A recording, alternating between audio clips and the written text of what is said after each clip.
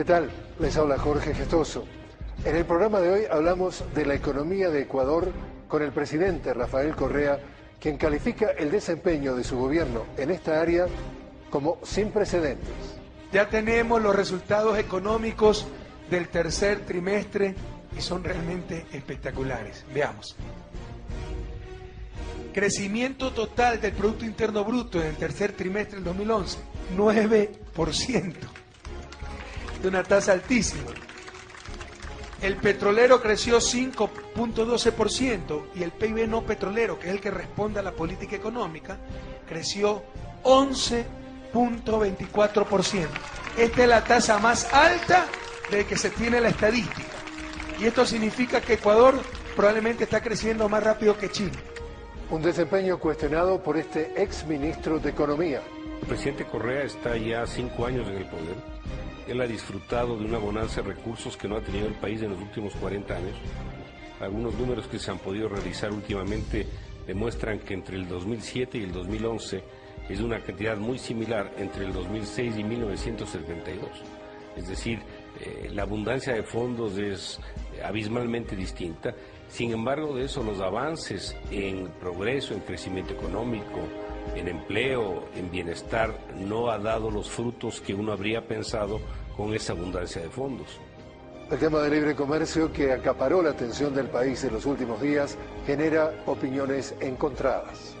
Nosotros siempre hemos hablado de que el tema libre comercio, free trade, no es libre comercio, free trade. Más bien hablamos de términos de comercio justo.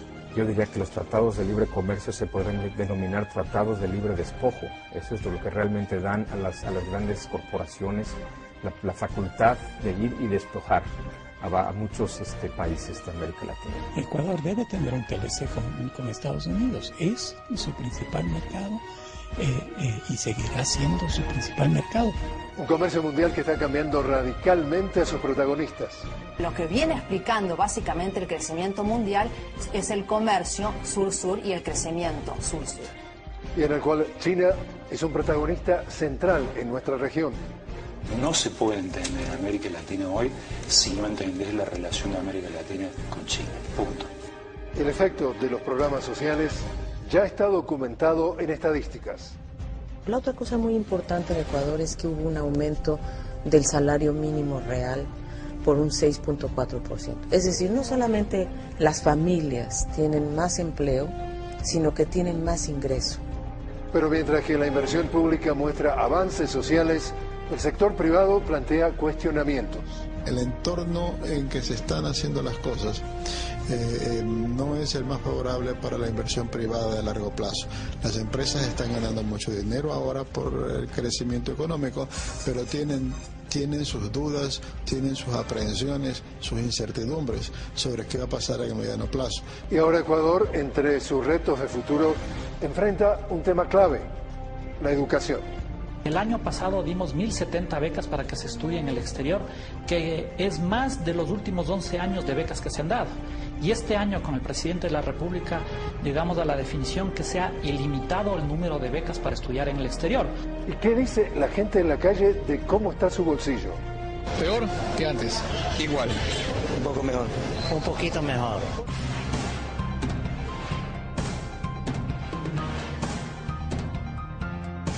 De frente, con Jorge Gestoso. Señor presidente Rafael Correa, una cálida bienvenida al programa. Gracias, Jorge. Muy contento de verlo nuevamente.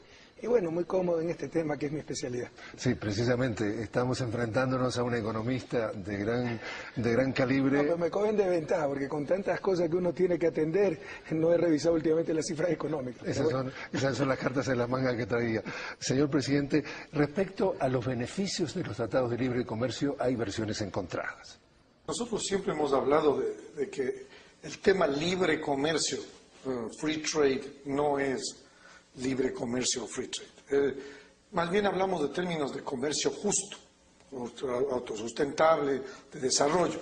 El problema nuestro es que no puedes tener libre comercio si tienes un volumen de subsidios para la agricultura, tanto en Estados Unidos como en Europa y Japón. Yo diría que los tratados de libre comercio se podrían denominar tratados de libre despojo. Eso es lo que realmente dan a las grandes corporaciones la facultad de ir y despojar a muchos países de América Latina. Yo soy muy optimista cuando veo países como Brasil y países como Argentina también, que tienen políticas muy diferentes, políticas de fortalecimiento del mercado interno y también de crear alianzas más tipo sur-sur, entre países del sur, por supuesto empezando por el Mercosur, después por UNASUR, etcétera, lo cual está ayudando a contribuir a terminar con el predominio que han tenido las grandes potencias como Estados Unidos y Europa sobre los países de América Latina. Uno ve las consecuencias que tratados de libre comercio han tenido en los países que se han abierto en esa manera. Han crecido mucho más rápido, han diversificado sus exportaciones, han generado inversiones de largo plazo, han generado mayor presencia de capital extranjero y mayor llegada de tecnología. Señor presidente, esta semana hubo una visita oficial, una delegación oficial a Bruselas, en donde se estaba de alguna forma reiniciando el diálogo, retomando el diálogo para explorar la posibilidad de hacer un tratado de libre comercio con Europa. ¿Por qué usted cree que sea beneficioso un tratado de libre comercio de Ecuador con Europa o con otros bloques comerciales? Un tratado de libre comercio no va a ser beneficioso con Europa ni con nadie. Ya superemos esos mitos, esos dogmas, esas falacias que nos quieren imponer en función de ciertas visiones y algunas veces ciertos intereses. Y yo veo que se sostienen cosas que no tienen asidero empírico. Y esto no que me lo han contado. Yo he hecho mis estudios econométricos al respecto. Por ejemplo, que los países que se han abierto han tenido más rápido crecimiento. Eso no es verdad. Hay países que han deteriorado su tasa de crecimiento. Hay países africanos que decrecieron con estos tratados, que han diversificado sus exportaciones, muchos han regresado a los modelos primarios exportadores, han reducido en términos relativos su participación industrial, su exportación industrial. Entonces es una serie de cosas que no son necesariamente correctas, que no están sostenidas por la evidencia, que no se sostienen con evidencia empírica. Probablemente en algún país habrá ocurrido eso, pero no es la generalidad. Y mire, si es que es tan fácil como esto. Si los tratados de libre comercio fueran la última Coca-Cola en el desierto, la fórmula mágica que a nadie en la historia de la humanidad se le ocurrió antes para alcanzar el desarrollo, México ya sería desarrollado. Si tiene un tratado de libre comercio con Estados Unidos, el mercado más grande del mundo, y está al lado de Estados Unidos. Y vea las tasas de crecimiento de México. Ahí tenemos el último reporte que 70% de agricultores, habría que verificar la cifra, pero 70% de los agricultores mexicanos han quebrado desde la firma del Tratado de Libre Comercio. Déjeme justamente comentarle eso porque tuvimos oportunidad también de ver las cifras. En 1995 se firma el NAFTA, lo que le llaman la sigla en inglés, el Tratado de Libre Comercio entre Canadá, Estados Unidos y México. Pasan 10 años, Estados Unidos pone 55.000 millones de dólares, en inglés 55 billion, para no confundir los miles de millones, en subsidios a la agricultura estadounidense, exporta a México, deja en los 10 años 2.300.000 trabajadores agrícolas mexicanos sin trabajo, que terminan yendo a Estados Unidos a buscar trabajo y que los etiquetan de indocumentados ilegales y los clasifican con el dedo como los causantes de la gran mayoría de los males del empleo. O sea que tiene también esa parte negativa. Pero es que ni siquiera estoy hablando ya de las cosas empíricas, es decir, ¿de qué libre comercio vamos a hablar si Estados Unidos subsidia con un promedio de $20.000 anuales a sus agricultores? ¿Cómo se puede competir contra eso? ¿Cómo se puede llamar a eso libre comercio? Pero ni siquiera estoy hablando de eso, estoy hablando conceptualmente. Es decir, el bobo aperturismo, como nosotros lo llamamos, puede destruir países. No es que abriendo fronteras, dejando entrar y salir, productos compitiendo, el sálvese quien pueda, los países se desarrollan. Tal vez algunos por ahí, los que están en la frontera tecnológica, los campeones de competitividad, probablemente se desarrollarán. Los otros fracasarán. Y fíjese, nosotros tenemos que hacer lo que hicieron estos países, no ahora, que son los campeones mundiales de competitividad, lo que hicieron cuando estaban en nuestro nivel de desarrollo. Y Estados Unidos fue el iniciador del proteccionismo moderno con Alexander Hamilton, fue el que resistió los intentos librecambistas del imperio dominante en esa época, el imperio inglés. Aprendamos de la historia. Esto de que el libre comercio beneficia siempre y a todos es algo más cercano a la religión que a la ciencia y no resiste un análisis teórico, empírico ni histórico. ¿Y entonces qué estaba haciendo su delegación oficial en Europa? Negociando un acuerdo comercial. No estamos contra el comercio. Diferenciemos libre comercio Abramos fronteras y sálvese quien pueda, acuerdos comerciales para el desarrollo. Dada mis especificidades, dada mi nivel de desarrollo relativo, los diferenciales de productividad, abramos estos mercados, protejamos esto, dejemos esto en manos del país, protejamos a los pequeños agricultores, con esas especificidades, con esa flexibilidad. Bueno, negociemos acuerdos comerciales, pero no bobo-aperturistas. Es decir, tendría que haber esas condiciones mínimas. Y algo adicional, Jorge, que la gente no entiende, ya raya en lo irresponsable, ya raya en el dogmatismo, insisto, irresponsable. Ecuador no tiene moneda nacional. Si Colombia, Perú, el propio México, que han firmado estos acuerdos, les va mal, tienen un grave desequilibrio externo, importan mucho más de lo que exportan. Eso significa, en términos individuales, que consumo mucho más de lo que gano. Eso es insostenible en el mediano plazo. En el corto plazo es préstame, primo, plata, mami, ayúdame. Pero en el mediano plazo, o consumo menos y gano más, o quiebro, o colapso. Bueno, ¿cómo solucionan los países esos problemas, esos desequilibrios externos? Con la moneda nacional. Deprecian la moneda nacional, encarecen las importaciones, es decir, consumen menos y abaratan sus exportaciones, es decir, venden y ganan más. ¿Y ustedes no tienen Ecuador eso? No tiene eso. Y cuando usted no tiene política monetaria por insensatez de haber abandonado la moneda nacional, solo le queda la política comercial para regular desequilibrios en el sector externo. Y si encima firma estos tratados de libre comercio, ya solo le va a quedar rezar. Como siempre digo, soy creyente, pero no creo en milagros económicos. Es decir, está de acuerdo con acuerdos comerciales, pero no con tratados de libre comercio. Estoy de acuerdo con el comercio. ¿Quién en el siglo XXI puede obviar la importancia del comercio? Por otra cosa es el bobo aperturismo. Y el tema de la dolarización que usted saca a relucir, es decir, como no tiene esa carta de que puede eventualmente devaluar su moneda, ¿existe alguna posibilidad de que la política de la dolarización cambie en el país? No, salir de la dolarización sería suicida. Pero tenemos, por supuesto, precisamente por eso, tomar acciones y políticas en función de la rigidez del sistema dolarizador, que tiene algunos beneficios, controla la inflación, nadie lo niega, pero tiene grandes perjuicios y grandes restricciones. Una de ellas es no tener mecanismos para equilibrar problemas en el sector externo. Entonces tenemos que tomar decisiones en base a esa realidad. Pero como decimos en Ecuador, tras cuernos palos. Nos metieron a la dolarización, renunciamos a la política monetaria y ahora también quieren que con el bobo aperturismo renunciemos a la política comercial. Esa es la fórmula del desastre, es un suicidio social anticipado. Quiero compartir con usted que tuvimos la oportunidad de entrevistar a Deborah James. Ella es experta en el tema de la Organización Mundial del Comercio, quien nos describe precisamente en pocas palabras las dificultades que enfrentan los países en desarrollo a la hora de intentar firmar acuerdos comerciales. Porque Estados Unidos es uno de los principales que no está dejando que nadie vigile si los servicios financieros, las regulaciones de la OMC, que fueron parte de la causa de la crisis financiera, y si debemos revisar quizás un poco de esas prohibiciones en contra de las regulaciones. Ecuador, al revés, está promoviendo las regulaciones. La regulación, y que hay que tener un reviso, ¿no? Lo que dice Deborah James es muy claro. Ella dice, cuando los países se reúnen en el G20, en el grupo de los 20, el discurso oficial es que tenemos que ser cuidadosos, tenemos que regular, por ejemplo, las finanzas de la banca mundial, que Deborah identifica como la causa de esta crisis global, pero cuando llegan a la Organización Mundial del Comercio, los mismos países cambian 180 grados el discurso y dice, hay que desregular el comercio. Y según ella, dice, desregular el comercio significa para nuestros países en vías de desarrollo emergentes, posiblemente la ruina, por ejemplo, de algunos sectores. Tiene toda la razón, Débora. ¿Quiénes son los G20? ¿Los países más competitivos o menos competitivos del mundo? Entonces a ellos les va a convenir por hoy predicar lo que nunca practicaron, el libre comercio.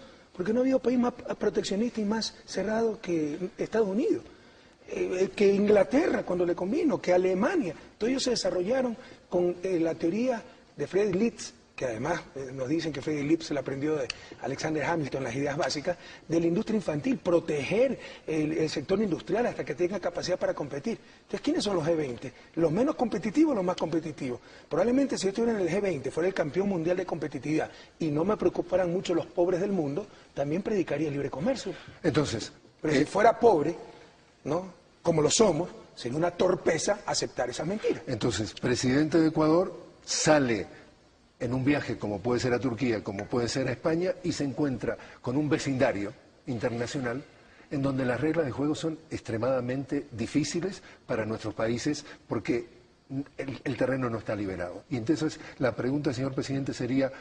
Pero ¿por qué? Cuidado, a ver, no le entendí bien la idea, pero cuidado, Europa sí ha practicado el libre comercio, pero subsidiando también a su sector agrícola. Por eso es que no... Con Trump. Absolutamente. Si es cierto lo que decía un analista ahí, que se ha demostrado indudablemente que con el libre comercio crecen más los países, Europa estaría creciendo, porque está en tremenda crisis. A lo que me refiero es, si se encuentra con ese panorama, usted plantea que Ecuador tiene que hacer una inserción inteligente. Pero por supuesto. ¿Y cuál es esa inserción? Cuéntenos en qué consistiría la inserción inteligente de Ecuador. En primer lugar, diversificar los mercados. Teníamos concentrado 60% de nuestro mercado externo en Estados Unidos. Hemos avanzado muchísimo, creo que estamos en 30%. En primer lugar, diversificar los mercados. Segundo lugar, invertir en mejoras en competitividad, productividad, talento humano, ciencia y tecnología, no solo como derecho a la educación, etcétera, sino también, sobre todo como derecho, pero también con sus implicaciones en competitividad, productividad. También lo está haciendo el país. Y en tercer lugar, buscar acuerdos comerciales, derrumbar barreras comerciales, pero racionalizadamente, selectivamente, sin este fundamentalismo ¿qué es el neoliberalismo expresado en política comercial? Derrumben todo y estamos en el mejor de los mundos. No, podemos estar en el peor de los mundos. Precisamente, hablando de inserción inteligente, China ha hecho una cosa que no han hecho muchos de los países, que es no firmar tratados de libre comercio. ¿Qué opina al respecto? No, temo que es lo contrario. China tiene muchos acuerdos de libre comercio firmados. ¿De libre comercio? Sí, pero ahora que es uno de los campeones mundiales en competitividad, no necesariamente por tecnología, que él tiene ya en alto grado, sino también por una importante, con todo respeto, explotación de la fuerza laboral china. Tiene mano de obra muy barata. Entonces, ahora que nadie le puede competir a China, ahí sí firma tratados de libre comercio con todo el mundo. Pero vea, pues hace 20 años, cuando China estaba invirtiendo muchísimo en universidades, en su sector industrial, en su sector agrícola, se abrió pues al libre comercio. Precisamente estábamos hablando de China, que está jugando un rol importantísimo en el comercio mundial y también en nuestra región. Y, por ejemplo, tuvimos oportunidad de hablar con el señor Gonzalo Paz, de George Washington University, y él define así la relación de América Latina con China hoy. No se puede entender América Latina hoy si no entendés la relación de América Latina con China. Punto. ¿Qué tan importante es China hoy para la vida de Ecuador y para la vida de América Latina? Es importante. No es lo único importante, pero por ejemplo hasta en eso hemos recibido críticas.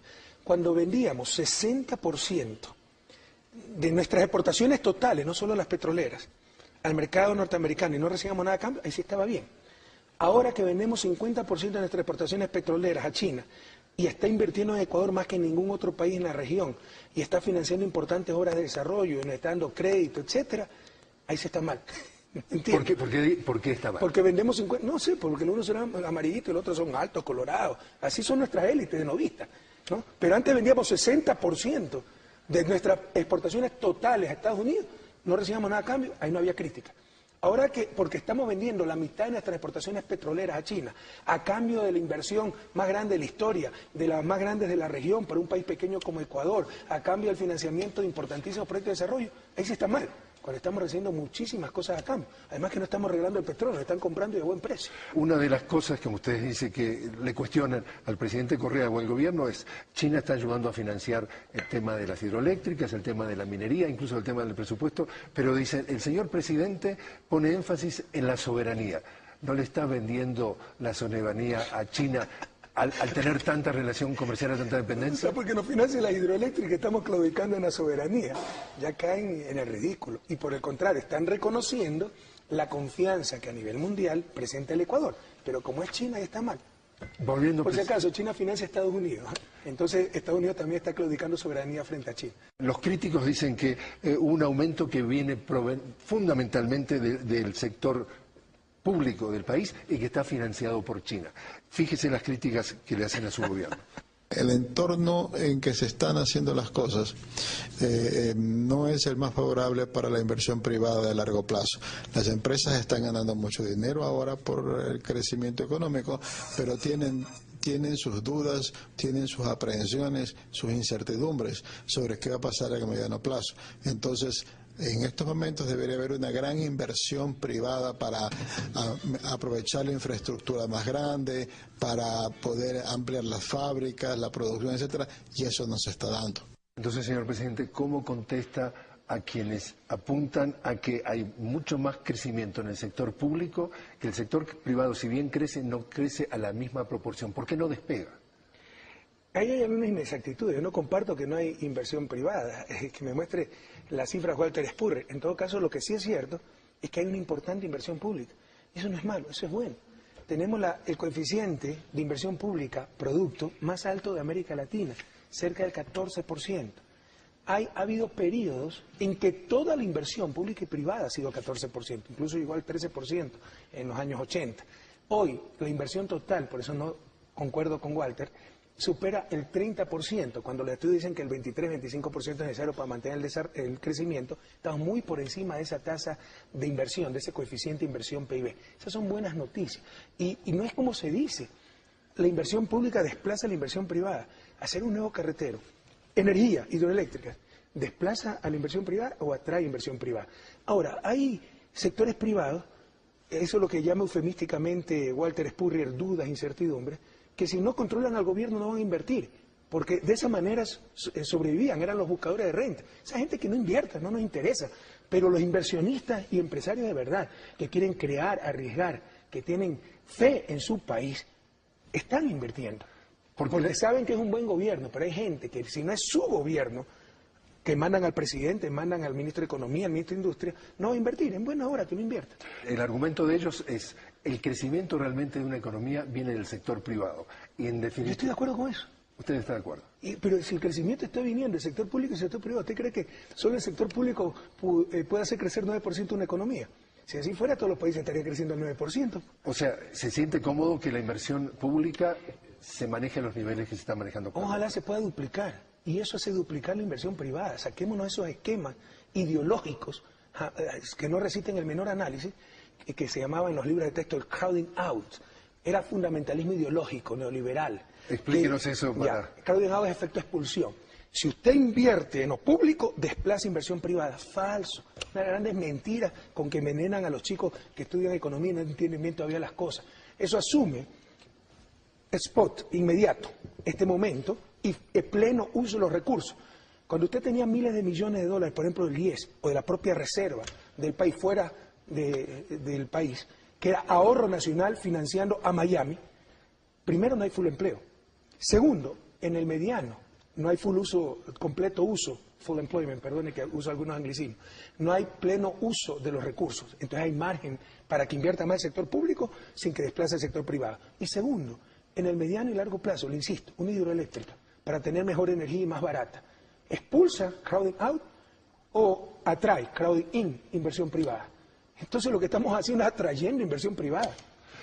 Le doy unas cifras de materia de inversión extranjera directa. Precisamente, según esas cifras, Ecuador tiene uno de los niveles más bajos de la región. Según cifras de la CEPAL, en el 2010 fue de 164 millones de dólares, mientras en Perú fue de 7.328 millones de dólares y en Colombia 6.760 millones. En Ecuador, según CEPAL y el Banco Central Ecuatoriano, en el 2010 la inversión extranjera directa fue de 164 millones y entre enero y octubre del 2011, 386 millones de dólares. Entonces, ¿qué está haciendo el gobierno, el presidente Correa, para cambiar esta situación? Pero ahora, para que vea la inconsistencia y la cifra. Si eso es cierto, es mentira lo de China. Porque entonces, ¿cómo llamamos a toda la inversión china? ¿Cómo se llama? Inversión marciana, y ya no es inversión extranjera. Uno de los argumentos es la inversión china, en realidad, si son algunas empresas privadas, en realidad las empresas privadas son, entre comillas, empresas públicas chinas. O sea, pero es inversión extranjera, pues así sea público o privada. Pero inversión extranjera privada. ¿Sabe cuál es el problema? Revise la metodología, cómo se estima la inversión extranjera. Son flujos de capital. Entonces, si yo liberara capitales, como antes, que es lo que ha hecho quebrar a países enteros, capitales de golondrina, entran y salen capitales, y cada vez que entran cuentan los capitales. Así es la metodología. Entonces entraron miles de millones de capitales, pero eso no es inversión, eso no está creando prosperidad, no está creando empleo, no está pagando impuestos. Por el contrario, desestabiliza las economías, más aún una economía sin moneda nacional.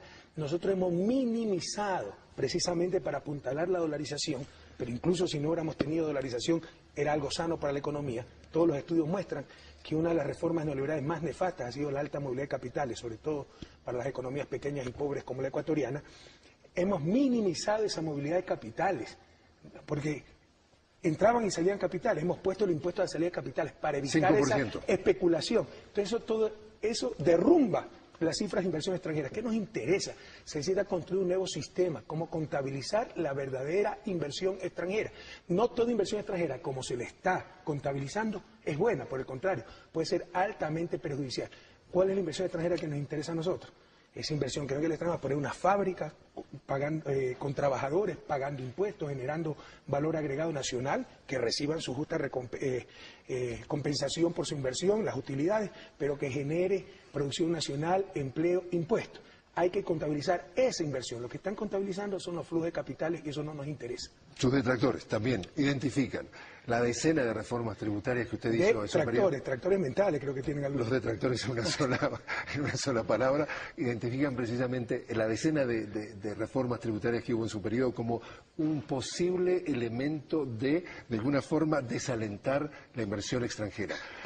¿Seguirá habiendo reformas? ¿Habrá estabilidad? ¿Ya pararon las reformas?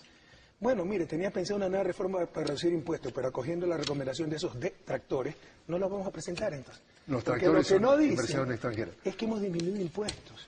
Lo que pasa es que ahora están pagando impuestos lo que siempre evadieron. Es uno de los récords mundiales que tenemos. Hemos aumentado 104% la recaudación tributaria. Pero en todo caso, les pongo ejemplo. Cuando yo llegué al gobierno, había impuesto 5 o 10% a las llamadas telefónicas, ya no lo hay. Había impuesto 10% al sector comercial en las planillas de luz, ya no lo hay. Había impuesto por girar cheques para financiar fundaciones privadas, ya no los hay. No había deducción de gastos personales en el impuesto a la renta. O sea, si usted era un padre de familia con 6 hijos, su suegra enferma que la mantenía, y ganaba lo mismo que un soltero sin ninguna responsabilidad, pagaba el mismo impuesto. Hoy es deducible los gastos de salud, educación, alquiler, etc. Entonces esas son reducciones de impuestos. Como teníamos con el impuesto a las corporaciones, utilidades corporativas, más el reparto de utilidades, que es 15% a los trabajadores, eso nos da una tasa implícita de 36.25, de la más alta de la región, estamos reduciendo el impuesto a las corporaciones. El próximo año va a caer en 22%. Ha habido reducción de impuestos. Lo que hemos hecho es recaudar impuestos. Y saben que con nosotros no se juega y ya no pueden evadir. Esa ha sido la reforma. Y han sido tan buenas. Usted entrevistó a Alicia Bárcena de la CEPAL. Pregúntele. Pone de ejemplo el sistema fiscal tributario ecuatoriano como ejemplo de eficiencia y justicia. Precisamente el director del Servicio de Rentas Internas, al señor Carlos Mar Carrasco, y quisiéramos compartir precisamente lo que nos dijo al respecto. Estos 5 años han sido, yo diría, fructíferos para el país.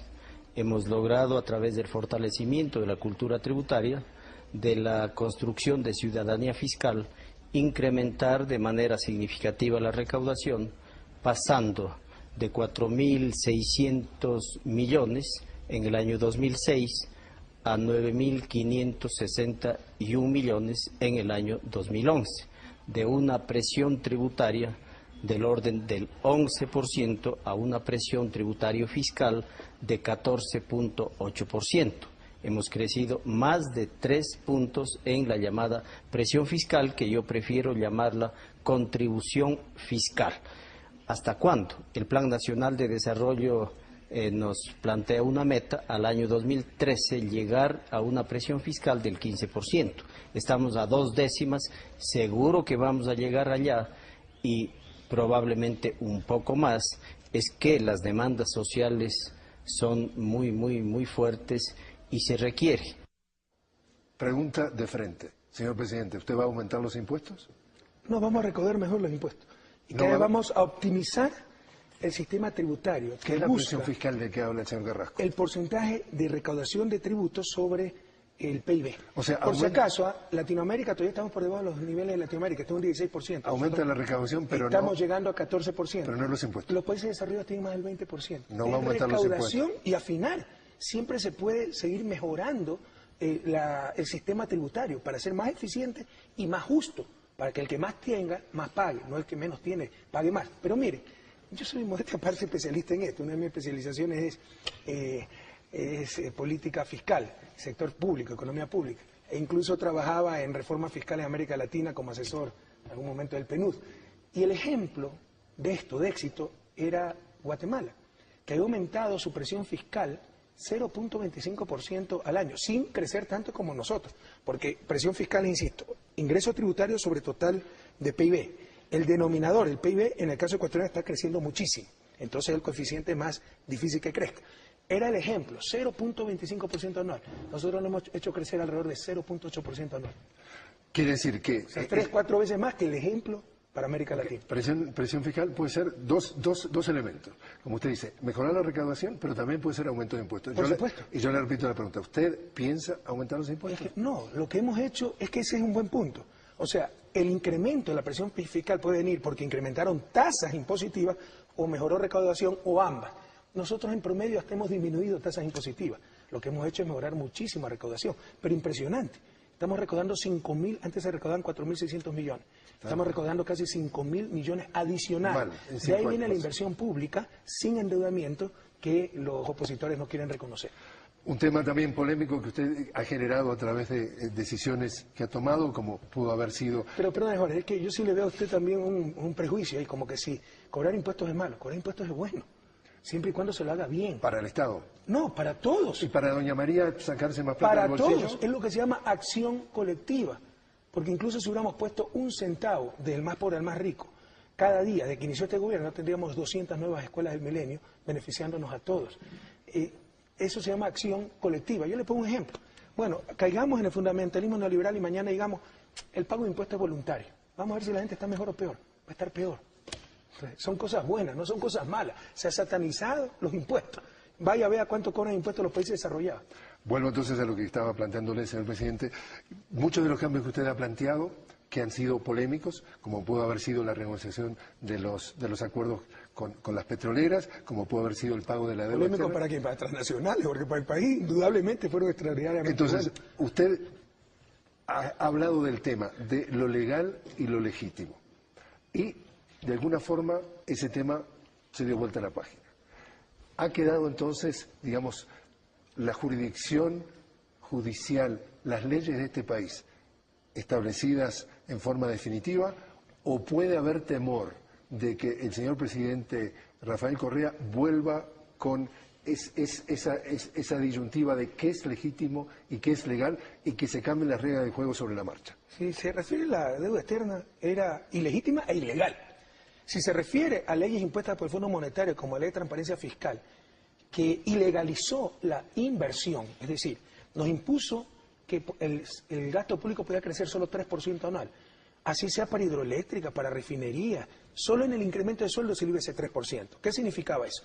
Si Bill Gates venía y decía, tenga 10.000 millones Ecuador para que financie lo que quiera, le tenemos que decir, no, muchas gracias porque rompemos la ley. Va a superar el 3% el incremento del gasto. ¿Cuál era la economía política detrás de estas leyes legales, pero ilegítimas? Este es un ejemplo de ilegitimidad. Que todo lo haga el sector privado y que todo el excedente vaya para servir la deuda, porque era lo único que no tenía límite. Se exceptuaba ese límite, el servicio a la deuda. Entonces ahí tiene un ejemplo de algo legal, pero ilegítimo. Yo como ministro de Economía, por supuesto, cambié esa absurda ley. Entonces, esto va a seguir cambiando. Estamos en una revolución en Ecuador, Jorge. Estamos reinstitucionalizando el país, pero le he dado ejemplos de la institucionalidad, entre comillas, que existía, que era parecida, con todo respeto, a lo que está viviendo España. La total supremacía del capital sobre los seres humanos.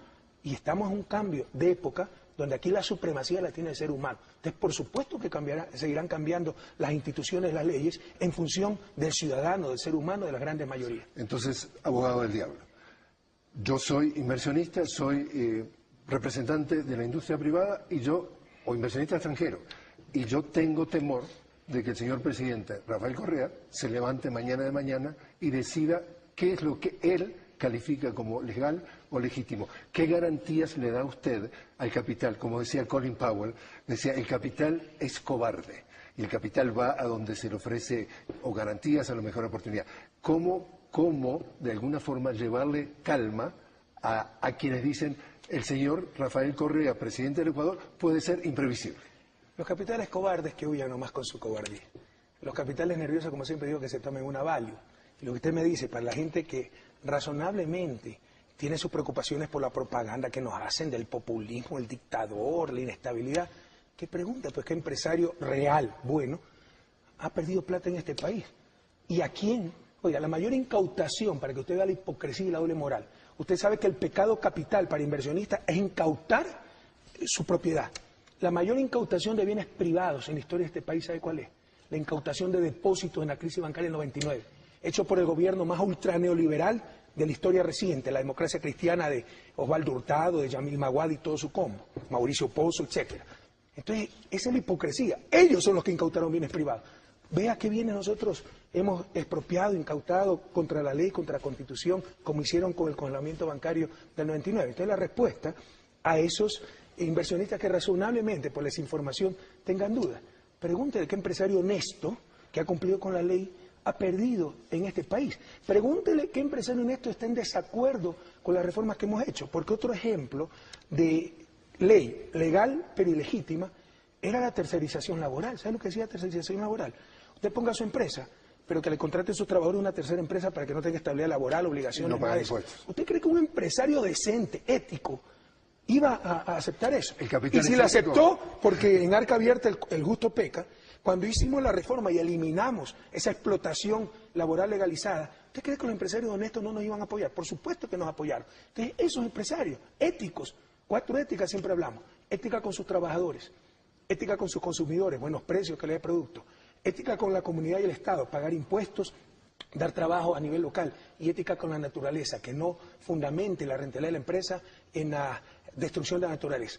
Los empresarios con esas 4 éticas, bienvenidos. Los cobardes, que se queden en otro lado nomás. Señor Presidente, lo invito a hacer una pausa. Sí. Y cuando regresemos hablemos de cómo ha cambiado la vida de los ciudadanos ecuatorianos bajo el gobierno del presidente Rafael Correa.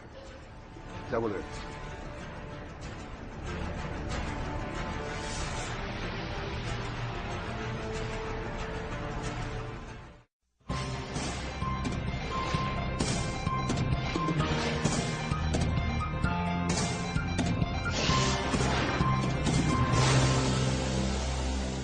La otra cosa muy importante en Ecuador es que hubo un aumento del salario mínimo real por un 6.4%. Es decir, no solamente las familias tienen más empleo, sino que tienen más ingreso. Señor Presidente, el desempleo ha disminuido también el subempleo, pero cerca de la mitad de la población no tiene un empleo formal. ¿Cómo está encarando ese desafío? Antes era 70%. Cuidado, no es tan exacto empleo formal. Puede ser empleo formal, pero no tiempo completo, muchas veces voluntario, aquello, ¿no? Yo trabajo solo part-time, etcétera. Pero en general tenemos un grave problema estructural de empleo. Pero antes era terrible, pues hay grandes avances. Primera vez que la mitad de la población está plenamente ocupada. Modestia aparte. Esto también es dificilísimo lograrlo. Hemos destrozado los paradigmas ortodoxos y neoliberales. La economía ortodoxa es supuesta teoría, ¿no? Neoliberalismo es ideología. Ahora, dentro de la ciencia y la economía ortodoxa también hay mucha ideología, pero bueno, en principio son las cosas teóricas que se enseñan en las aulas de la Facultad de Economía. Hemos destrozado esas cosas. ¿Qué nos dice? Si usted quiere aumentar empleo, disminuya salario. Nosotros hemos aumentado salario. Hemos mejorado la calidad del empleo. Hemos incrementado la afiliación al Seguro Social, 1 millón de personas, o sea, prácticamente 40% más. De 1,5 millones a 2,5 millones. En nuestro gobierno. Y tenemos las tasas más bajas de desempleo de la historia del país y de las más bajas de la región. Y otro punto importante, en el segmento anterior alguien decía, y los países que han firmado estos tratados de libre comercio han crecido más.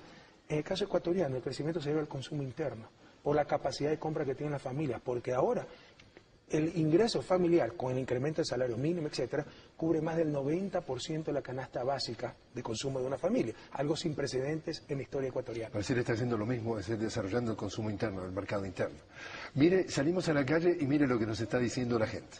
Económicamente, ¿usted está mejor o peor que hace 5 años? Mejor. ¿Por qué razón? Bueno, porque yo creo que más bien está más estable. Estoy mejor. Igual. Peor, creo yo. ¿Por qué? Porque ahorita incluso hasta sin trabajo estoy. Sí, mejor. ¿Ya? ¿Por qué razones? Porque veo que ha mejorado la economía del país. Peor que antes. Igual. Un poco mejor. Un poquito mejor. Peor. ¿Por qué? Porque todo ha subido, no hay mejoramiento en los sueldos. Bueno, un poquito mejor. ¿Por qué está mejor, amiga? Ciertas circunstancias que han cambiado. Estamos mejor, porque este presidente está haciendo las cosas muy bien. Estoy peor porque todo ha subido ahora, todo está caro. Estoy peor que hace 5 años. ¿Por qué, caballero? Porque el nivel de ingreso es menor al que tenía hace 5 años. Estamos mejor, gracias a Dios. Se ha mejorado la situación durante estos últimos tiempos.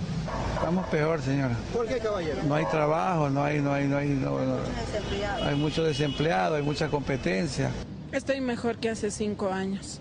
porque en el trabajo al menos no, o sea, el sueldo básico que yo tenía antes no llegaba ni a los 150 ni nada de eso. Estoy igual, literalmente, sí. La verdad mejor.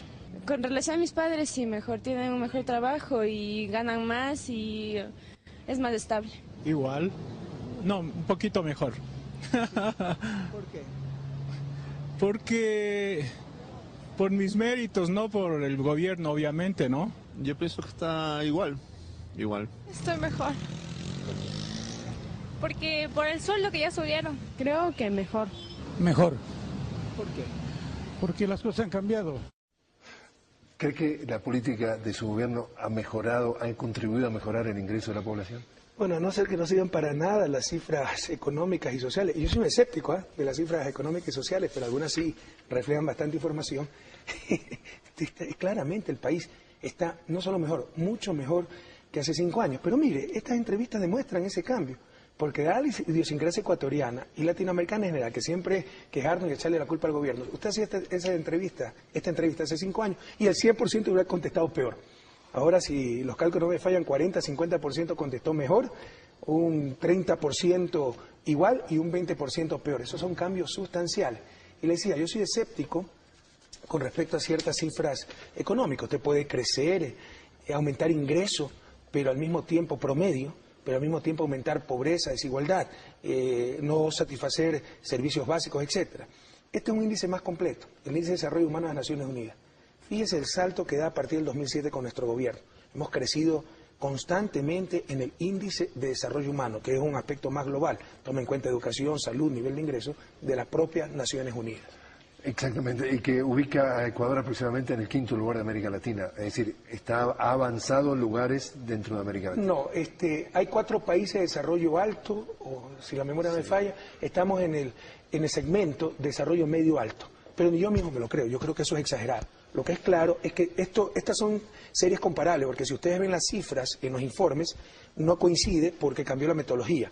Esta ya es la metodología estandarizada y claramente, para los que también dicen que antes decrecía más rápido la pobreza, todas son mentiras. Claramente, el gran impulso en desarrollo humano, que incluye disminución de pobreza, en el país se ha dado a partir de nuestro gobierno. Esto lo dice las Naciones Unidas, no lo dice el gobierno ecuatoriano. Déjeme entonces escuchar precisamente a quien sostiene lo que usted acaba de decir, que no ha crecido, la pobreza no ha disminuido, que es el exministro de Economía, Mauricio Pozo. Escuchemos sus palabras. El país, al principio de la década de los 2000, me refiero entre el 2000 y el 2006, tuvo una reducción de pobreza de aproximadamente 12 puntos, con un precio del petróleo, por ejemplo, que era menos de la mitad que lo que ha recibido el presidente Correa. Sin embargo de eso, en el periodo actual, la reducción de la pobreza es de alrededor de 8 puntos. Escuchamos las 2 campanas. A ver, aquí está la tendencia y disminución de la pobreza. Esta es la pobreza extrema, que es la más importante, esto es indigencia. Sí, aquí hay una caída fuerte y ya la voy a explicar. Y pobreza total, donde cae, como dice Mauricio, que es un tipo serio, ¿no? Lastimosamente, pues fue ministro de un gobierno nefasto para el país y es un neoliberal, fundamentalista. Lucio Gutiérrez. Ha disminuido unos 12 puntos. Acá esto es por ingresos, lo más importante es por necesidades básicas insatisfechas, también tenemos una reducción sostenida. ¿Cuál es la manipulación, con todo respeto para Mauricio, en su análisis? Que dice, antes decreció más rápido la pobreza, porque salíamos de una crisis. Entonces es fácil quebrar al país, después, es decir, te ganaba $100, le reduzco su sueldo a $50, después le devuelvo sus $50 y dice crecer 100% su salario, agradezcan, y está igualito que antes. Esas son las trampas de la estadística. Aquí tengo la prueba de lo que estoy diciendo. Con la crisis del 99, producida por los fundamentalismos ideológicos que mantiene Mauricio Pozo, no por las políticas de la Revolución Ciudadana, por las políticas neoliberales, en el 98 este era nuestro nivel de ingresos por habitante. Fíjense que recién en el 2004 se supera, pues, apenitas ese ingreso. O sea, en el 2004 recién estuvimos como hace 6 años, pero eso es lo que dicen que es la recuperación más rápida que antes. Eso es trampa, nos estamos recuperando de una crisis, es decir, eso es coyuntural. Ya después de que recuperamos niveles precrisis, seguir disminuyendo pobreza, eso significa cambios estructurales, permanentes, y eso es lo que estamos logrando. se está manipulando la información, se está, con todo respeto, desinformando. Salíamos de una crisis en que despedazaron al país, lo que hemos hecho es recuperar el nivel precrisis y dicen, ¿cómo hemos reducido la pobreza? Comparen pues antes del nivel precrisis. La reducción de la pobreza fue cercana a cero. Usted dice que definitivamente hay muchos retos por delante, si por ejemplo las cifras de CEPAL, y entonces las vamos a ver en la Comisión Económica para América Latina de las Naciones Unidas, muestran que la pobreza sigue siendo elevada entre la población indígena. ¿Y qué falta hacer en esa lucha contra la pobreza en ese segmento? Donde más éxito hemos tenido en reducción de la pobreza en el sector indígena. Pero el sector indígena prácticamente todo el mundo era pobre, pues sería una locura decir que todavía no hay pobreza, y alta pobreza. Cuéntenos la Pero situación. el que diga que no ha disminuido la pobreza sustancialmente el sector indígena está mintiendo. ¿Y qué es lo que hay que hacer? Seguir haciendo y profundizando las políticas que ya tenemos. Por ejemplo, con la gratuidad de la educación, porque aquí la educación en teoría era gratis. En el gobierno en el que participó el señor Pozo, se cobraba $25 por niño para matricular en la escuela. Usted sabe, para una familia pobre, una familia indígena, que tenía 4 hijos, pagar $100 para mandar a sus niños a la escuela, no los enviaba. Y todo eso perpetúa el círculo vicioso de la pobreza. Hoy, no solo que no pagan los $25, a esa familia indígena se le da libros, se le da los uniformes, hay incentivos, y la matrícula nos ha explosionado. Tenemos medio millón más de estudiantes en el sistema público. Antes prácticamente no había indígenas en el sistema universitario. Estos eran procesos estructurales de exclusión de los más pobres, indígenas, afros, etcétera. Bueno, hoy esa tasa de matrícula nos ha crecido exponencialmente, donde más ha crecido en el pueblo indígena y en el pueblo afro, porque ahora la educación superior pública es absolutamente gratuita. Esas son medidas concretas para hacer salir a los pueblos indígenas, a los pueblos afro, a los pueblos montuyos de la pobreza. Le hablo ahora al señor presidente y al estadista latinoamericano. Coincide en toda América Latina que la pobreza está asociada con 2 factores: la mujer, el indígena y el área rural. Coincide también aquí. Y afro. Exacto. Sí, la pobreza en América Latina tiene rostro de mujer, tiene rostro indígena y afro, y tiene rostro rural, eso es claro. Un gran desafío. Por supuesto, y estamos invirtiendo muchísimo, invirtiendo en programas contra la desnutrición, dando servicios básicos. Lo que pasa es que también se necesitan cambios de la población. Por ejemplo, la población rural es demasiado dispersa. Usted sabe lo caro que es llevar servicios básicos, escuelas, salud, agua potable, alcantarillado, electricidad, con esa dispersión. Entonces necesitamos, por ejemplo, consolidar un poco más los asentamientos en el sector rural. Pero hay mucha resistencia a esos cambios. En su libro, Ecuador, de Banana Republic a la no república, usted tiene en la página 76 y dice: crónica de un atraco anunciado, dice textualmente, la nefasta relación entre el poder político y el poder económico, particularmente el de los banqueros, hizo que desde un año antes ya se dieran los pasos para transformar una crisis financiera en una crisis económica generalizada, pagada con recursos de todos los ecuatorianos. ¿Esto ha sido para usted el quid del gobierno que usted, al gobierno con el que usted llegó, lo que se encontró? Es que es uno de los grandes problemas de la economía. Nosotros supuestamente, economía es ciencia social. Se creen matemáticos los economistas, ¿no? Y mientras más fórmulas más incomprensibles hagan, se creen más inteligentes. Pero economía es ciencia social, estudia la sociedad humana. ¿Usted cómo puede estudiar esa sociedad humana haciendo abstracción de cosas tan fundamentales como la relación de poder? Estamos perdiendo el tiempo. John Kenneth Galbraith, un economista de Harvard, era canadiense, que enseñó hasta los 90 años y sabía más, ya falleció, más por viejo que por economista, decía: la teoría económica ha obnubilado la capacidad de entendimiento de los economistas, porque nos enseñan las cosas en el vacío, fuerzas del mercado sin ninguna influencia de poder. Detrás de toda esta relación de poder, el gran mal, el gran problema civilizatorio del siglo XXI, la raíz de la crisis en Estados Unidos, en Europa, es la supremacía total del capital sobre el ser humano. Eso es lo que vivíamos antes de nuestro gobierno. Esa es la revolución, cambio radical, rápido de las relaciones de poder en función del ser humano y de las grandes mayorías, no de los capitales. Y el ejemplo que usted me da es exactamente aquello. Se hizo todo cuando ya se vio quebrada la banca, con sus influencias y sus asambleístas de alquiler, con sus legisladores, con sus canales de televisión y sus medios de comunicación. Cuando llega al gobierno, los 7 canales de televisión, 5 pertenecían a la banca, para crear leyes para que ellos quebraran y pagaran todos los ecuatorianos, el Estado. Y eso fue precisamente lo que sucedió. Esa ley se llamó, no recuerdo el nombre exacto, pero comúnmente se llamó la ley AGD ¿no? Con eso quebraron, ellos quebraban, todos pagamos, y como no alcanzó la plata, congelaron los depósitos de los ciudadanos, rompiendo todas las normas que predicaban, los derechos de propiedad, etcétera, para salvar a los banqueros. ¿Cómo lo salvaron? Además de congelar nuestros depósitos, lo congelaron a 10.000 sucres dólares y los devolvieron a 25.000 sucres dólares. Si usted tenía 1 millón de sucres, le congelaron $100 y le devolvieron $40. Se le robaron $60. Y después de todo esto, llegaron a la brillante conclusión que lo que pasaba era que no sabíamos manejar una moneda nacional y teníamos que adoptar la moneda gringa.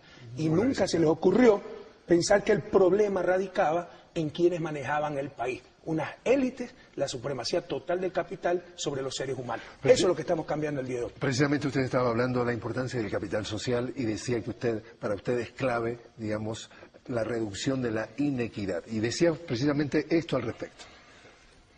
Hemos elevado sustancialmente el salario básico, hemos cambiado radicalmente la forma de repartir utilidades y tenemos la tasa de desempleo más baja, al menos desde que existe la correspondiente CEGI. Ya tenemos los resultados económicos del tercer trimestre y son realmente espectaculares. Veamos. Crecimiento total del Producto Interno Bruto en el tercer trimestre del 2011, 9%. De una tasa altísima. El petrolero creció 5.12% y el PIB no petrolero, que es el que responde a la política económica, creció 11.24%. Esta es la tasa más alta de que se tiene la estadística. Y esto significa que Ecuador probablemente está creciendo más rápido que China. Ahí está de acuerdo, ahí no... Tasas de crecimiento espectaculares, le insisto, en un marco tremendamente restrictivo, tipo de cambio fijo extremo como la dolarización, con mejoras de la calidad del empleo, y le insisto, las cifras económicas pueden ser vacías. Yo puedo lograr grandes tasas de crecimiento con lo que se hacía antes. Se me llevaban el 85% del petróleo y nos quedaba 15%, pero eso aumentaba el crecimiento económico. Hoy se queda el 85% del petróleo en manos de los ecuatorianos y aún así tenemos las tasas de crecimiento más altas de América Latina. Uno de los temas que de alguna forma hay... Y le insisto, es porque con eso fomentamos también el consumo, es la inversión pública y el consumo, capacidad de compra de familias, y eso dinamiza la economía. Una de las preguntas que muchos se hacen es, usted está hablando de crear o de aumentar la red vial del país, y usted le llama el proyecto de las superautopistas, que podría costar algo así como $5.000 millones. ¿Cómo piensa financiar ese proyecto? Lo que hemos hecho es reconstruir la red vial que estaba destrozada. La gente está contentísima porque antes, le insisto, era como nos maltrataban antes, ¿no? La alegría del pobre, le robaban la camisa, le volvían la camisa y estaba contento porque lo habían ayudado, ¿no? Lo que hemos hecho es recuperar la red vial, pero la red vial que teníamos, pero todavía está 30, 40 años atrasado el país. Las superautopistas en Estados Unidos existen de los años 50, en Europa de los años 60, nosotros todavía no tenemos una. Entonces hay que ir a la nueva etapa, la construcción de las freeway, la superautopistas con entradas restringidas, etcétera, ¿no? Con separación de carriles. Y eso nos cuesta unos $5.000 millones. ¿Cómo lo vamos a financiar? Precisamente haciendo concursos con financiamiento. Y normalmente, como el que puede dar mucho financiamiento es China, ganan empresas chinas, pero son concursos abiertos. Ya tenemos empresas brasileñas, dicho sea de paso, también funcionando con esta modalidad. ¿Y por qué no? Concesiones adecuadamente establecidas, con subastas. ¿Quién nos propone la mejor oferta? Es decir, yo le construyo autopista, usted me deja manejar la autopista con este peaje, probablemente al inicio habrá que subsidiar porque no hay tráfico suficiente, veamos quién nos presenta las mejores propuestas. Yo soy un crítico de las concesiones, pero porque era un robo a mano armada. Se daba a dedo y uno tenía que subsidiar eternamente, y era el negocio redondo y seguro. Pero por medio de subastas, nacional e internacional, creemos que se puede llegar a un buen acuerdo. ¿Cuándo podría, de alguna forma, ponerse en marcha este proyecto? Se están acabando los estudios. Esperamos este mismo año empezar con 1 o 2 autopistas. Entonces quiere decir que si quiere hacer el seguimiento, el señor presidente Correa ya se ve en la presidencia en el próximo periodo. No, o sea, lo importante es que continúe la misma política, la misma visión, la revolución ciudadana, la continuidad del proyecto, no la continuidad de las personas. Hablando de la revolución ciudadana, la palabra revolución para el capital, ese capital que es cobarde, puede asustar y puede hacer de que no se venga al país, porque la revolución me suena como que huele raro. Vea, Jorge, este estadista latinoamericano, como usted me llamó hace un momento, que nunca he sabido bien qué significa la palabra estadista. Algunas veces creo que es solo saber de coctelitos, estar bien vestidito, etc. Este estadista latinoamericano no le habla a los cobardes, así que no me interesa lo que piense o deje pensar ese capital. Pero aquí la palabra revolución significa el cambio radical, profundo y rápido de las estructuras vigentes y básicamente de las relaciones de poder. Porque mientras este país, como hasta antes de nuestro gobierno, siga dominado por una banca, el capital financiero, por unos gremios, cámaras de producción que se acostumbraban a poner y sacar presidentes, por ciertos medios de comunicación, en definitiva, por las élites que siempre han dominado América Latina, no saldremos de su desarrollo. Lo invito, señor presidente, a hacer otra nueva pausa y hablar, cuando regresemos, del futuro del Ecuador.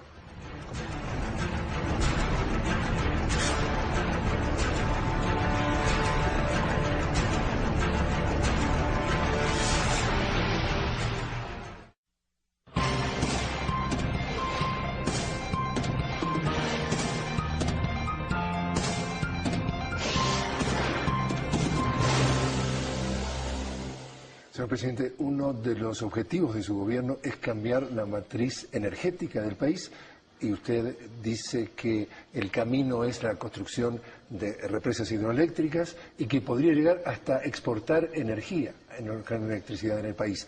¿Qué tan importante es ese camino? Extremadamente importante. Esta es la falsa prudencia. Lo que decía Mauricio Pozo, el gasto público, lo que siempre dice, no lo dice esta vez. Bueno, el gasto público no es malo, es bueno si se hace bien.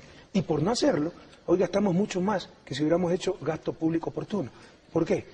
40% tan solo, cuando llegamos al gobierno, de nuestra producción eléctrica era de origen hídrico, energía limpia, renovable. Casi el resto, había un 8 o 9% que se importaba, eran divisas que se iban fuera del país, el resto era generación térmica, que consume combustible, contamina el medio ambiente, y como no tenemos capacidad de refinación, se importaba ese combustible. Teníamos energía cara, mala, consumía divisas, absurdo. Con la inversión que hemos hecho en hidroeléctrica, esperamos que en el 2016-2017 más del 90% de nuestra energía sea de origen hídrico. Siempre se requiere como respaldo algo térmico y otra clase de energía. Si estamos desarrollando energía eólica e incluso estamos estudiando proyectos geotérmicos, y nos vamos a convertir, y esto es un cambio estructural en la economía ecuatoriana, los que siempre hablan de salir de la economía extractivista, esto es salir de la economía extractivista, nos vamos a convertir por primera vez en la historia en exportadores de servicios, en este caso servicios energéticos y más aún, energía limpia. Precisamente su crítico, el señor Mauricio Pozo, respecto al presupuesto del 2012, él dice que se prevén gastar unos 4.500 millones de dólares en la compra de derivados del petróleo y el argumento... Por eso, pues porque tenemos termoeléctrica. Precisamente, pero él dice que en definitiva ese es un subsidio que beneficia al segmento más acomodado de la población. Mire lo que está diciendo el señor Pozo. Hay muchos estudios que demuestran que el 80% del beneficio de los subsidios, sobre todo de los derivados del petróleo, es para el 20% más rico. Es decir, es un subsidio para los ricos. Pero políticamente subir la gasolina en el Ecuador o el gas, por ejemplo, de consumo doméstico, siempre ha sido un problema. Inclusive en el pasado se le atribuye a que muchos gobiernos cayeron por intentar subir el precio del gas. Pero yo creo que el presidente Correa, con el poder político que ha ganado, con el apoyo que todavía mantiene, si hay alguno que podría resolver este problema de los subsidios, es él mismo. Pero si eso le va a representar un costo político, sobre todo en el año 2012, que es un año electoral, lo más probable es que no lo va a tocar. Es, según el señor Pozo... Estoy totalmente de acuerdo con Mauricio. ¿Quién puede negar que el subsidio a la gasolina, el subsidio al gas es ineficiente? Que subsidiamos al pobre y al rico lo subsidiamos más que al pobre. Subsidiamos a la madre soltera desempleada y subsidiamos a Álvaro Noboa tal vez para que caliente sus piscinas. ¿Quién puede negar eso? La pregunta es, ¿yo puse ese subsidio? Si es tan fácil sacarlo, ¿por qué no sacó él cuando era ministro de Economía? Son cosas extremadamente complicadas, con costo político. ¿Acaso eso es satánico decirlo? Por supuesto, uno tiene que ver el costo político, la fractura social que eso crea, ver si hay otras formas de intervenir para corregir el problema. Y eso es lo que estamos haciendo. Precisamente, con asesoramiento uruguayo, ya estamos creando la base de datos para que ojalá este año empecemos el plan piloto, si seguimos en el gobierno que venga pueda continuar con este programa, para que todos los ecuatorianos tengan un cupo de gasolina. Pero el que va más allá de ese cupo ya compre la gasolina a nivel, a su real precio, y no gastemos, pues, entonces no subsidiemos el 4x4, 8 cilindros de que todos los días se va solito de su casa a la oficina y no coge transporte público, no lleva vecinos en el carro para ahorrar combustible, pero y así racionalizamos el subsidio a la gasolina. Entonces todos esos programas están avanzando. Algo similar para el gas. La idea es tener una cantidad de gas por familia mensualmente y evitar pues que el rico nos caliente su piscina utilizando 20 cilindros subsidiados por mes. Para darle un poquitito de perspectiva a la audiencia que de repente nos está viendo de otros países, y usted me corrige, y por allí me corrige, algunos datos. Ecuador invierte o gasta 4.500 millones de dólares en comprar derivados del petróleo y los subsidia y los vende en 1.500 millones. Es decir, hay nos cuesta unos 3.000 millones de dólares. Pero cuidado, no todo es consumo de los hogares, que era lo que se refería a Mauricio. Se subsidia la gasolina, hay mucho desperdicio. Se subsidia el gas, hay mucho desperdicio. Pero también es consumo de las termoeléctricas, es un gran consumo. Y con todas las hidroeléctricas vamos a disminuir sensiblemente ese subsidio. Entonces la pregunta que hace el exministro de Economía, el señor Pozo, es, dice, el presidente Correa tiene un capital político, es el hombre que, según usted mismo, tiene un gran apoyo popular. ¿Por qué no invertir su capital político y mostrar que el señor Correa es fuerte y reduce los subsidios o elimina los subsidios? Mire la doble moral, ¿no? Hay que ser fuertes con los ciudadanos, con la pobre madre de familia que compra el gas, pero con los capitales cobardes ahí sí hay que darles confianza, ¿no? Ahí no hay que ser fuerte. Yo tengo una sola moral, señor. Seré fuerte y consistente en todas mis acciones y entiendo economía. Y la economía no son las cuestiones tangibles, son las cuestiones intangibles, como la cohesión social para tener un proyecto nacional. Y sacar el subsidio, combustibles, gas, nos fracturaría terriblemente esa cohesión social, que la hemos logrado con mucho esfuerzo, ¿eh? Porque usted se imagina los efectos de la congelación, el congelamiento de los depósitos en la cohesión social del país. El tema petrolero tiene dos falencias históricas que todo el mundo, hay consenso que sea de acuerdo, que sería el tema de la exploración y el tema de la refinación. Precisamente es lo que estábamos diciendo. Si me permite precisar algo, yo quisiera aclarar, nadie duda de la ineficiencia de los subsidios, pero no lo hemos puesto nosotros. En economía hay cosas muy fáciles de hacer y muy difíciles de deshacer, por eso hay que pensarlas bien. Porque son difíciles de deshacer, hay implicaciones de distribución, hay fractura social. Entonces estamos tratando de racionalizar esos subsidios en forma inteligente, le insisto, con estos software que estamos desarrollando. Ya se están desarrollando. Probablemente en los próximos meses empezaremos los planes pilotos para dar a nivel subsidiado al sector privado, al sector público de transporte. El transporte público no se puede quitar ese subsidio, suben los pasajes. Al sector privado cierta cantidad de combustible, pero que tiene un 4x4, 8 cilindros que paga un poquito más después de esa cierta cantidad. Algo similar con el gas. Volvemos entonces a las falencias históricas del tema del petrolero, porque suena raro que un país que produce petróleo, 500.000 barriles por día, tenga que importar derivados del mismo petróleo que vende. Entonces, los grandes desafíos, decíamos, la otra precisión, y la exploración. Me viene a la mente. ¿Usted sabe cuál es el mayor subsidio en la historia ecuatoriana? No es el gas, no es el combustible. El neologismo, salvataje, porque se dice el maestro, pero comúnmente se conoce como salvataje bancario, 6.000 millones de dólares. Porque ahí todos estos mensajes de valentía, de fortaleza, no se hicieron presentes para no subsidiar a los banqueros. Y el segundo más grande fue la sucretización del año 83, del gobierno también demócrata cristiano de Osvaldo Hurtado, para salvar a los empresarios que se habían endeudado en dólares. Adquirimos la deuda en dólares y nos pagaron en sucre y transferimos más de 1.000 millones de dólares. Porque ahí ese machismo latinoamericano no se hizo presente. Porque quieren hacer que lo apliquemos ahora, donde perjudica también a los más pobres. Porque si perjudicara a los más ricos solamente, mañana lo tomo la medida. Pero consumen gas los más pobres. Gasolina consumimos todos. Entonces son cosas que hay que tratarlas con mucho cuidado. Pero ahí no fueron machos en esa época. Volvemos entonces a ver por tercera vez. Ya. Lo intentamos por tercera vez. Entonces, pero fue interesante lo que dije, ¿sí o no? Hay que conocer la historia y prohibido olvidar. Hablamos de las falencias históricas entonces. El tema refinación y el tema exploración. Dos grandes desafíos. ¿Dónde está el presidente Correa en esos temas? Cumpliendo esos desafíos, por favor, basta de fundamentalismo.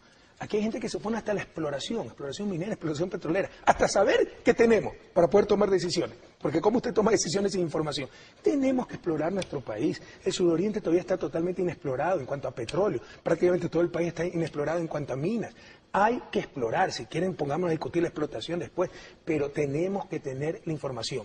Y obviamente otra de las grandes barbaridades Nueva muestra, análogo a lo de las hidroeléctricas. Los ahorros caros, como yo los llamo, la falsa prudencia. Por no invertir, hoy ¿cuánto gastamos? Tenemos la irracionalidad de un país, 40 años, exportador de crudo e importador de derivados. Eso significa transferencia de centenas de millones de dólares afuera del país, pérdidas para el pueblo ecuatoriano. Que suena muy raro. Tonto, usted no quiere utilizar la palabra adecuada, pero es tonto, es torpe. Gracias a Dios, pues con la nueva refinería que Dios mediante empezará el próximo año, se subsanará ese gravísimo problema estructural de la economía ecuatoriana. Hablamos entonces que usted está cambiando la matriz energética, pero otro de los grandes desafíos de su gobierno y otro de los grandes objetivos es cambiar la matriz productiva, y dentro de los cambios está la minería a gran escala. ¿Por qué es importante para el desarrollo del país? ¿Para qué país no es importante aprovechar sus recursos naturales no renovables? Porque a veces se los lleva el vecino de otra parte pero del con mundo. nosotros, usted vea, pues tenemos los contratos más rígidos del mundo, que están sirviendo de ejemplo. Acabamos de firmar el primero. Están sirviendo de ejemplo a nivel regional y a nivel mundial. Eso no va a pasar. No, hay peros ecologistas, algunos razonables. Yo no puedo decir que la minería no tiene impacto ambiental, pero todo tiene impacto ambiental. Este C tuvo impacto ambiental. Lo que hay que tratar es ver costo-beneficio, que sin minería no conoceríamos las formas de vida moderna que conocemos, volveríamos a la época de las cavernas, y necesitamos esos recursos, necesitamos ese empleo, precisamente, entre otras cosas, para poder cuidar el medio ambiente. Es que aquí hay mucho engaño social, mi querido Jorge. Como que si la minería es la que contamina. ¿Sabe cuál es la principal causa de contaminación de nuestros ríos? El agua dulce que dicen defender. Las aguas hervidas de las ciudades, que todas las botan a los ríos, porque nunca se ha invertido en alcantarillado, en infraestructura sanitaria. Pero para hacerlo necesitamos centenas de millones de dólares. ¿De dónde lo vamos a sacar? Con los recursos de la minería podemos conservar el medio ambiente, porque nos dará recursos para hacer esas obras urgentes. No es que destruya el medio ambiente. La minería inteligente conservará el medio ambiente y nos ayudará a salir del subdesarrollo. Así que ser inteligente, no pensar con las vísceras, sino con la razón y con el corazón. Gran desafío del Ecuador, también consenso que prácticamente un porcentaje importante de su producción está invirtiéndose o apostándose al petróleo. ¿Cómo diversificar la producción ecuatoriana para eventualmente evitar los vaivenes del mercado mundial? No le entendí bien. Gran parte de la inversión... No, gran parte de la exportación del país, a eso me refiero. Bueno, pero ¿cuándo ha sido diferente? Y por el contrario, el petróleo está perdiendo... Bueno, con el incremento de precios en dinero, en moneda, tal vez ha aumentado un poco la proporción, pero por incremento de precios.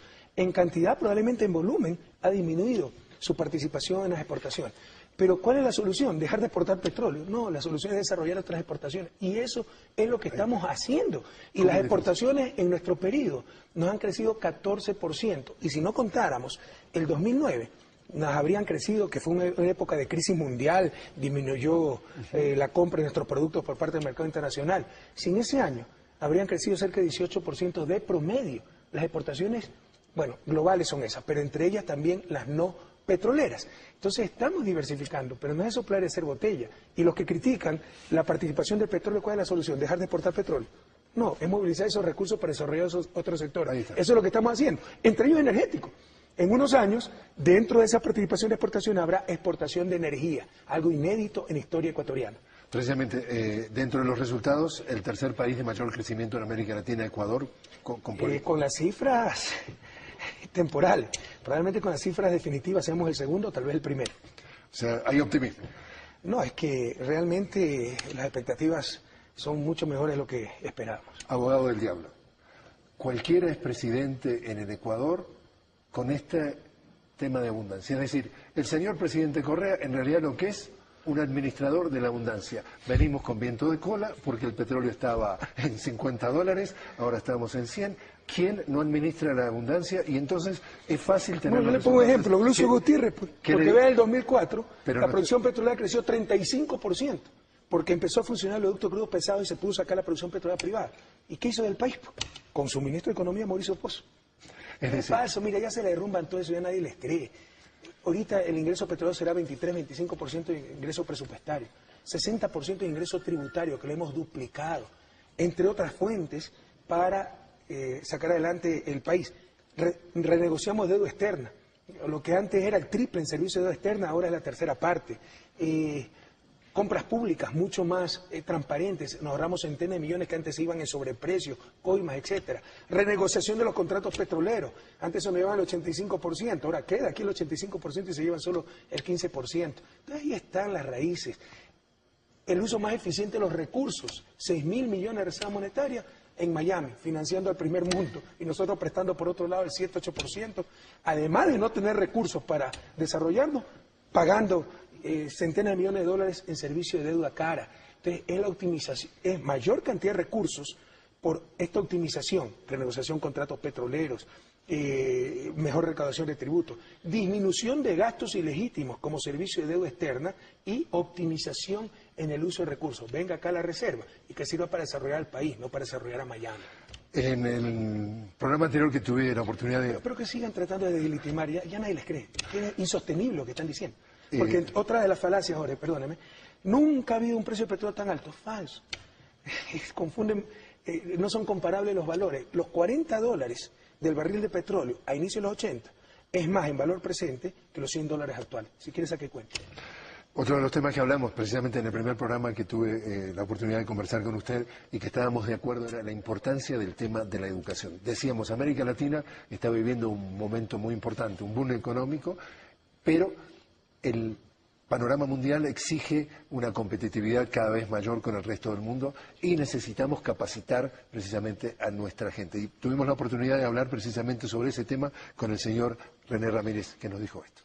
El año pasado dimos 1.070 becas para que se estudie en el exterior, que es más de los últimos 11 años de becas que se han dado. Y este año, con el presidente de la República, llegamos a la definición que sea ilimitado el número de becas para estudiar en el exterior. ¿En el exterior, qué países del exterior? Bueno, nosotros hicimos una lista de 1.000 universidades, 1.200 universidades, en función de un ranking, de los rankings que se hace, y toda persona que pase los exámenes y que sea admitido, nosotros pagaremos completamente. Y tenemos otras becas que se llaman las becas de excelencia, que las personas o los estudiantes que accedan a las 50 mejores universidades, igual pagamos todo completamente el acceso hacia estas universidades. Estamos hablando de europeas, latinoamericanas, asiáticas, también latinoamericanas. Entonces estamos hablando de que enviamos a estudiantes a que estudien en las mejores universidades a nivel mundial, y para esto no existe restricción presupuestaria, porque todos los ecuatorianos que sean admitidos, en este caso, nosotros financiaremos los estudios de los ecuatorianos, con el único requisito que regresen el doble de tiempo acá al Ecuador, porque el financiamiento viene de todos los ecuatorianos, ¿no? ¿Cuán importante entonces es el desafío de la educación para el pueblo ecuatoriano? Fundamental. O sea, sin educación no tenemos futuro. Sin educación no hay revolución. Y aquí hay grandes transformaciones revolucionarias. Aquí solo en el ámbito de educación superior, pero de educación secundaria, básica. Nos falta mucho todavía de educación inicial, pero estamos trabajando. Pero a nivel de educación superior, lo que tal vez nos dio René, y lo felicito, usted ha logrado que hasta se ponga corbata, René, es que antes de nuestro gobierno, ¿sabe cuántas becas se daban? 20 becas de posgrado. Y para ciencias sociales, ni siquiera para ciencias duras, que es lo que más necesita el país, porque podemos vivir, con todo respeto, sin antropólogos, sin economistas, pero ya es más difícil vivir sin ingenieros. Sin economistas sería... Yo creo que sería un mundo más feliz, además. Sí, ciertos economistas, por lo menos, si vivimos sin ciertos economistas. Para algunas partes de otros ex ministros de Economía, por ejemplo. Hay economistas que no entienden bien lo que es la economía. Pero en todo caso, hoy, el año pasado dimos más de 1.000 becas. Hoy aspiramos a dar este año 3.000 becas, pero si son 6.000, en buena hora, porque no tiene límite, debemos apostarle todo al talento humano, y al talento humano en las mejores universidades. Entonces, como decía René, hemos hecho una lista de pregrado y posgrado, esto es pregrado y posgrado, de las mejores universidades, en las carreras que necesita el país, ingenieros, geólogos, expertos en el mar, no hemos desarrollado prácticamente nada de las riquezas y potencial de nuestro mar, etcétera. Y si son aceptados en una de esas universidades, en las carreras que conviene al país, les garantizamos el financiamiento, con la única condición que vengan a servir el doble del tiempo. Sector público o privado, lo importante es que estén en el país, ¿no? Y contribuyan con su talento humano al desarrollo. Pregrado también, los chicos que sean aceptados en la mejor universidad del mundo, en las carreras que necesita el país, tienen garantizado el financiamiento. Y el señor Ramírez traía a la atención en esa conversación que tuve oportunidad de conversar con él un tema interesante. Él decía, tenemos que desarrollar en nuestra América Latina también nuestra identidad cultural, porque nos vamos a educar, él decía, al norte, que de alguna forma importamos puntos de vista, importamos visiones del mundo, Y el mundo está cambiando y, como decíamos, América Latina está viviendo un momento muy importante de su historia y necesitamos también que nuestras universidades reflejen ese pensar y ese sentir y esa visión que tenemos del mundo. Uno de los desafíos es generar conocimiento propio, pero para eso se necesita talento humano. Y el otro desafío es no tenerle miedo al cambio, es cambiar sin perder nuestra identidad. En buena hora, que esos estudiantes vengan con otras lenguas, conociendo otras culturas, con nuevas ideas, confrontémoslas, discutamos. Cojamos lo mejor de los mundos, los buenos valores que tiene otra cultura, los buenos valores que tiene nuestra cultura. Rechacemos los antivalores de otra cultura, nuestros propios antivalores. Y el desafío, le insisto, esto no lo entiende muy bien el mundo indígena, que cree que para no perder su identidad hay que seguir como están. No, el desafío es cambiar sin perder nuestra identidad. Lo invito entonces, señor presidente, porque otra vez se nos ha volado el tiempo. Y realmente tener un experto en economía es difícil conversar sobre economía. Usted llevaba una ventaja en esta conversación. No, vine desactualizado, así que la ventaja la tenía usted se ha repasado. Pero lo invito gentilmente a hacer el próximo mes un nuevo programa y seguir discutiendo temas claves para la vida del país. Encantado.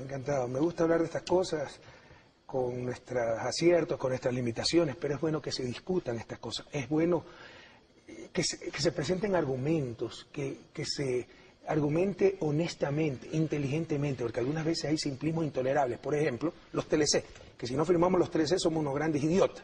Vean, pues si Estados Unidos en nuestra etapa de desarrollo firmó TLC. Señor presidente, otra vez, muchísimas gracias por haber estado con nosotros. A ustedes, gracias por habernos acompañado. Los invitamos a un próximo programa de Frente. Hasta entonces.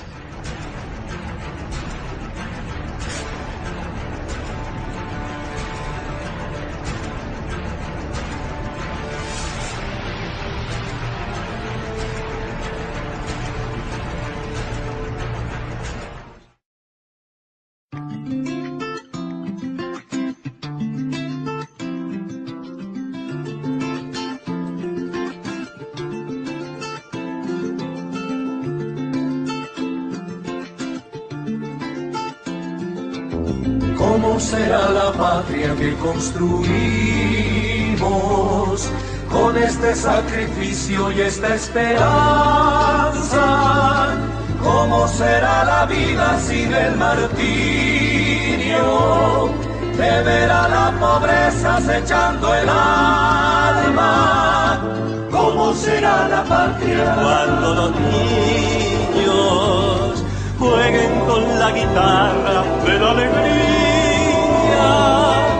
Debemos consagrarnos toda la vida para que no anochezca a mitad del día. ¿Cómo será la patria sin las hogueras donde se calcinaron huella y camino? ¿Cómo será la patria sin los puñales que en el pasado hirieron hasta el destino? ¿Cómo será la patria sin la violencia?